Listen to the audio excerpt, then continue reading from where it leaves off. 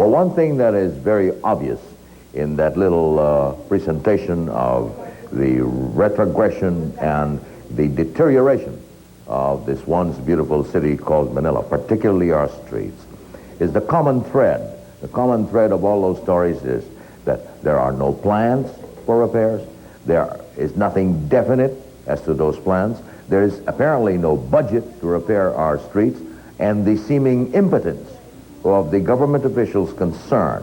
Among them, of course, are the mayors whom you heard, the officers of the Metro Manila Commission, even the Public Works Minister, Rogaciano Mercado, seemed impotent as far as this problem is concerned. The policy of SOS is never to elevate any problems directly to the office of the president. In the old days, if you'll recall, Mr. Marcos used to get these complaints directly. We said we would never do that, elevate complaints like this. However, we will make one exception, the exception in the case of Manila streets. We would like to elevate this, of course, to the President, Her Excellency Corazon Aquino. I hope you are watching the show, or somebody close to you is watching and saw what we just saw on television. You've got to do something about this. This is terrible deterioration. All right, well, for our next case, an invention by a Filipino computer expert is claimed to be the answer to preventing election frauds. The system has been shown to the COMELEC a few times, but the full body apparently is not biting. The inventor came to see us last evening, and Diana Legaspi tells us the case of the powerful COMELEC Filipinos, of the powerful COMELEC versus Filipinos who can help prevent cheating and bloodshed, probably, in our next elections. Here's the report. Actually, everyone in the world knows by now, our past electoral exercises have been marked with widespread fraud, violence, and bloodshed. Soon we shall go to the polling booths again, this time to determine the fate of the new draft constitution. With this as background, you'd think that a system, any system that would eliminate or reduce these problems, would be welcomed, studied, tested, and implemented, right? Wrong.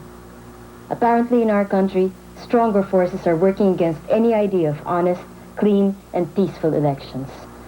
Two Filipinos, Miguel Lorza and Larry De Leon, invented an electronic voting and tallying machine in one tiny box. A box that could forever rid our country of electoral frauds and bloodshed. Well, this is the heart of System Abacus. We call it the ballot tabulator. So there's going to be one of these tabulators in each precinct? Yes, there will be 90,000 of these required, one each for the 90,000 precincts. Lorza came to our office last night to demonstrate his invention. It appears foolproof, accurate, and potentially a lifesaver. Voters merely punch in numbers to represent their votes into this machine. Then the tabulator automatically tallies all votes at day's end. It will be hooked up to provincial tally centers for centralized tabulation. Several safeguards have been incorporated into it. If they walk away with the tabulator and it disappears, then automatically we have grounds for nullifying the precinct, because there will have been no results, no tabulator to connect to the provincial tally center. In the same way, if they destroy it, we can submit the tabulator as evidence that it has been destroyed. So again, the precinct can be invalidated. Also, System Abacus costs less than conventional ineffective systems. Executive Order Number 5 appropriated 375 million pesos for the coming plebiscite and voters' registration. Lorza's and De Leon's System Abacus, which promises to do the same job faster, more accurately, and safe from polling irregularities, costs a total of 250 million pesos, a savings of 125 million pesos.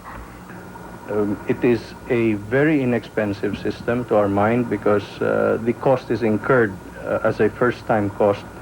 Thereafter, the same tabulator, as you see here, is going to be used over and over again. So, in short, the investment to taxpayer funds are a one-time matter, and thereafter, it is a matter of just maintaining, changing of batteries and this sort of thing.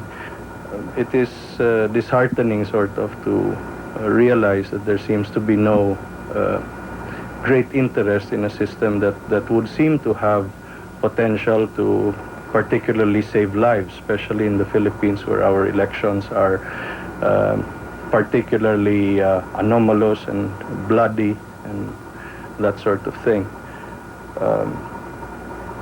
On top of that, it is a system that is also relatively simple. We have not had problems in the many mock elections that we have conducted all over. It is strange that the venerable COMELEC refuses to even consider Lorza's System Abacus when clearly it seems superior to those invented by America, Japan, and Europe.